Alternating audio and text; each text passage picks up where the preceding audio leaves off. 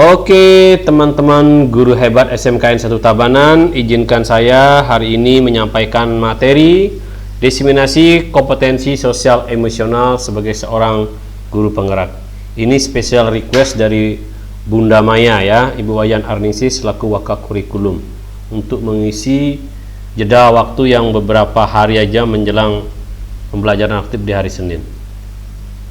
Oke. Sebelum saya jelaskan secara rinci tentang apa sih KS itu, pada dasarnya semua guru sudah melakukan yang namanya keterampilan sosial emosional. Cuma karena belum tahu rinciannya ini disebut apa, jadi sekarang saya akan jelaskan sedikit ya. Oke, dari arti ya, meaning. What is the meaning of KSE? Pembelajaran sosial dan emosional adalah pembelajaran yang dilakukan secara kolaboratif. Artinya pembelajaran yang dilakukan secara bersama-sama baik guru dan siswa. Jadi nggak bisa mandiri ya. Seluruh komunitas sekolah dengan tujuan yaitu untuk memberikan pemahaman, penghayatan dan kemampuan untuk mengelola emosi. Oke, mengelola emosi. Jadinya artinya pembelajaran yang penuh dengan kesadaran diri untuk saling menyayangi, menetapkan dan mencapai tujuan positif, merasakan dan menunjukkan empati kepada orang lain. Itu poinnya. Jadi kita tidak boleh old style, gaya jadul, gaya lama ya, karena sekolah ini bukan sekolah punya dadongnya, ini sekolah punya negara. Jadi kesadaran harus berbasis kepada perintah negara, bukan perintah hawa ya, hawa nafsu maksudnya ya. Oke, minum teh dulu, seruput kopi.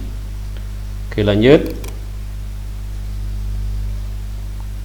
Kompetensi sosial emosional itu terdiri dari 5 poin. Yang pertama ada kesadaran diri or self awareness, yang kedua ada self management, pengelolaan diri, yang ketiga ada social awareness atau kesadaran sosial, yang nomor 4 ada keterampilan relationship skill atau keterampilan berhubungan ya, berinteraksi. Nomor 5 ada responsible decision making. Itu ada pengambilan keputusan yang bertanggung jawab. Kita akan kupas secara singkat satu persatu. Kesadaran diri or self awareness adalah pengenalan emosi. Kita harus mengenali emosi kita dan emosi murid-murid kita. Jadi kalau kita ngajar di Bali, beda emosinya dengan kita mengajar anak-anak di Papua atau di Karangasem atau dimanapun itu ya. Oke. Tujuannya apa? Ya nanti biar kita bisa berkolaboratif menciptakan suasana belajar yang membahagiakan, bukan yang menyakitkan. Teknik identifikasi perasaan. Penjelasan tentang apa yang dilakukan guru. Jadi penjelasannya apa sih yang guru harus dijelaskan. Yang dilakukan oleh guru adalah mengidentifikasi perasaan anak melalui kegiatan ungkap rasa. Kegiatan ungkap rasa. Jadi mereka mengungkapkan rasa. Anak-anak mengungkapkan rasa mereka. Setiap pagi murid mengungkapkan perasaan mereka melalui gambar ekspresi muka yang mereka pilih. Gambar ekspresi muka itu sama dengan emoticon. Biasanya di WA tuh ada emoticon ya, yang perasaan muka yang bahagia, sedih, menderita, atau kejatuhan duren gitu ya. Berikutnya dari hasil ungkapan tersebut guru kemudian menentukan strategi pengkondisian kelas. Nah, contoh seperti kita ambil di Karangasem atau di mana ya. Kita harus tahu nih kondisi anaknya kemarin apa ya, sekarang hari Senin, kemarin habis libur panjang. Kita lihat emotikonnya, apa sih perasaannya mereka setelah liburan panjang. Sedih. Nah kebanyakan sedihnya karena apa? Pasti pingin libur, pasti pingin nambah libur. Kalau sudah pingin nambah libur, kita kasih pembelajaran yang nggak nyambung, mereka pasti ngedumel. Itu poinnya ya. Berikutnya penjelasan tentang apa yang dikatakan pada murid. Kita akan mengatakan sesuatu pada murid. Ayo pilih gambar ekspresi yang menggambarkan perasaanmu di pagi ini. Jadi gambar-gambar emoticon silakan di-share ya, atau ditayangin di Jamboard atau Mentimeter atau di WA. Nanti mereka milih sendiri. Atau kita kirim dulu gambar gaya, gambar sedih, bahagia atau dan sebagainya. Nah, setelah itu mereka akan milih satu-satu. Penjelasan tentang tujuan untuk mengetahui perasaan murid sebagai dasar menentukan strategi dalam pengkondisian kelas. Nah, seperti yang saya tadi jelaskan di awal ya. Jadi kalau kita mengajar yang membahagiakan adalah mengajar yang sesuai dengan kondisi anak. Kalau anaknya sudah hujan-hujan, pakaiannya basah, tabanan ya, daerah hujan, sepatunya basah, sudah itu diajak bermain peran, males dia. Paling tidak kalau mereka sudah basah seperti itu, ya kita harus mengambil keputusan sendiri. Jadi kita lakukan dengan metode ceramah tentang apa manfaat hujan kalau memang nyambung. Kalau bahasa Inggris tinggal disesuaikan. Jangan maksa bermain peran atau bermain apa yang tambah stres, namanya kalau udah basah disuruh begini, disuruh begitu gitu maksudnya ya. Yang berikutnya kesadaran diri atau pengenalan emosi, tekniknya adalah mindfulness. Mindfulness penjelasan tentang apa yang dilakukan guru. Jadi guru melakukan apa, yaitu guru meminta murid untuk menghentikan aktivitas fisiknya sejenak, duduk rileks dan pejamkan mata, menarik napas dalam-dalam dan mengeluarkannya berulang-ulang. Penjelasan tentang apa yang dikatakan pada murid. Nah, di sini.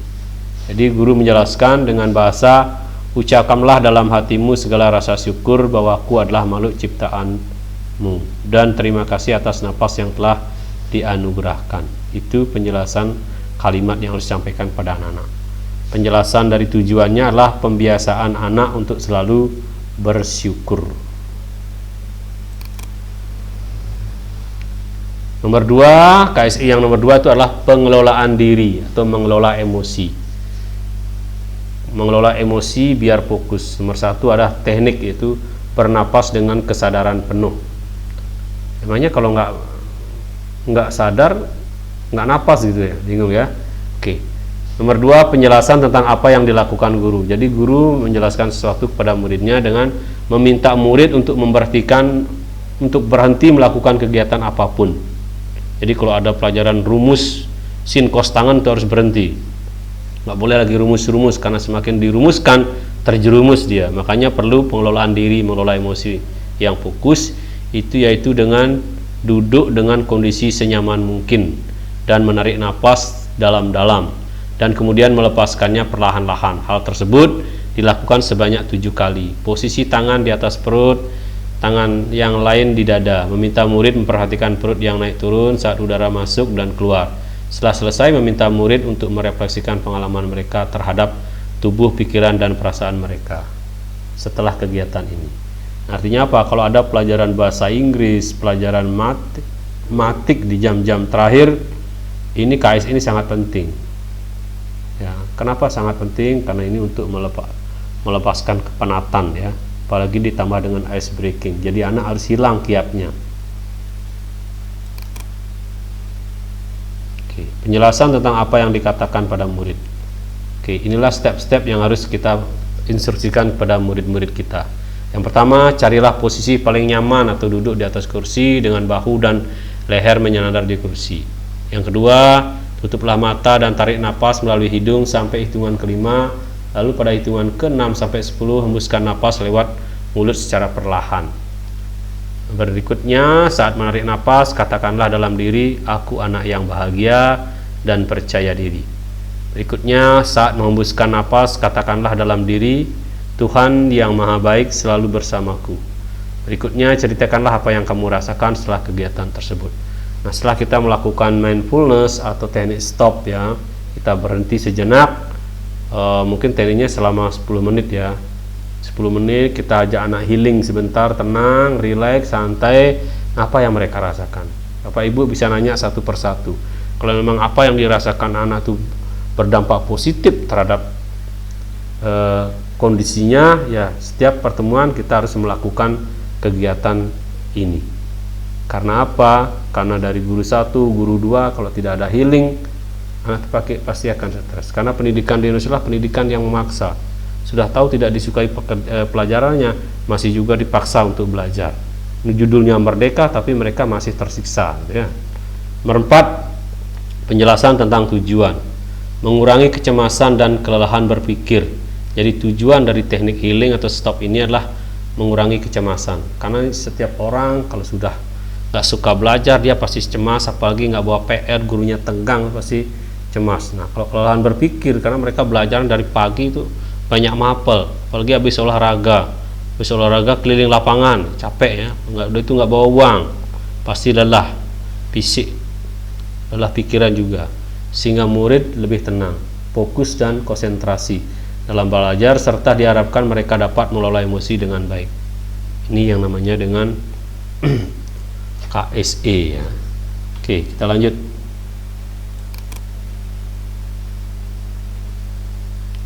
KSE yang ketiga itu ada kesadaran sosial, keterampilan berempati. Persatu, tekniknya lah identifikasi perasaan. Yang kedua, penjelasan apa yang dilakukan guru. Penjelasan apa yang dilakukan guru, di sini guru menjelaskan bahasa poinnya seperti ini. Murid diajak untuk rajin menabung dengan menyisihkan uang jajan di tabungan amal yang disediakan oleh guru di kelas. Terus yang ketiga, penjelasan tentang apa yang dikatakan pada murid. Ini penjelasannya. Anak-anak, ayo kita sisihkan sebagian rezeki kita untuk saudara-saudara kita yang kena musibah. Nah, kalau ini mungkin kena musibah, tapi di sini nanti kita mainkan nabung untuk tur gitu ya. Daripada habis ngawak-ngawak, mending nabung. Nanti kalau pas jamnya waktunya tur, gak banyak mereka norok. Itu juga bisa. Penjelasan tentang tujuan adalah menanamkan keterampilan berempati.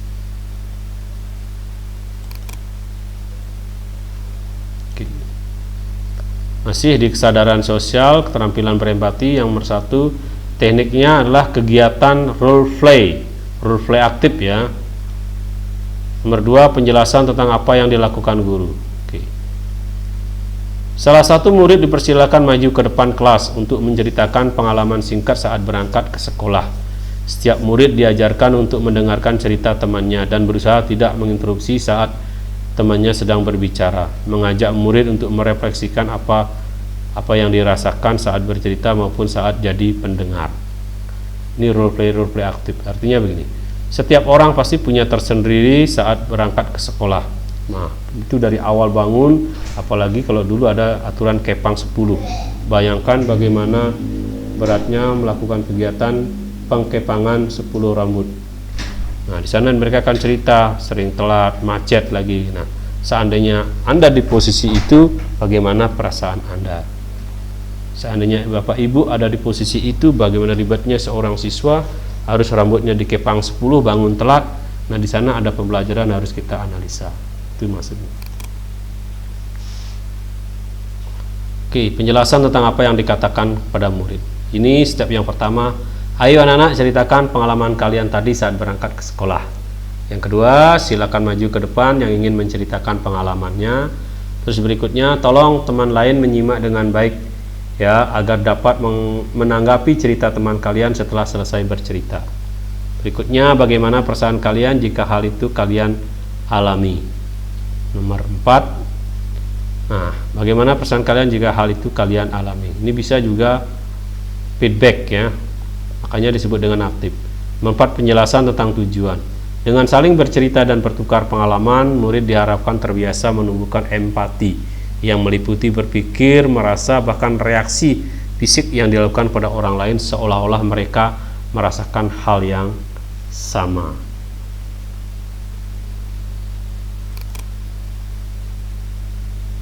Oke, yang keempat, KSE yang 4 adalah keterampilan berhubungan sosial atau daya lenting. Tekniknya lah mengenali situasi menantang. Kedua, penjelasan tentang apa yang dilakukan guru. Guru melakukan permainan yang menantang untuk meningkatkan motivasi anak. Permainan macam-macam. Kalau bahasa Inggris bisa pakai whisper, berbisik. Bahasa Indonesia juga bisa pakai berbisik. Bahasa Bali semua bisa. Tergantung mapelnya. Apakah bisikannya disesuaikan dengan mapel atau dia mengambil topik lain, itu tergantung literasi guru dan anak ya. Berikutnya, penjelasan tentang apa yang dikatakan pada murid. Ayo kita bermain cerdas cermat. Kalau ini cerdas cermat, nanti kelompok yang menang mendapatkan nasi babi guling, bisa juga ya. Merempat, babi gulingnya ngambil uang dari mana? Uang dari dalam saku, bukan dari uang dana bos, kena boleh ya. Merempat, penjelasan tentang tujuan.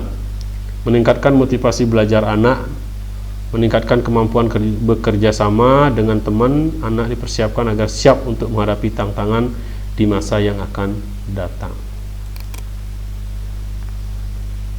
Oke, nomor 1, latihan menyadari kondisi tubuh, body scanning. Penjelasan tentang apa yang dilakukan guru.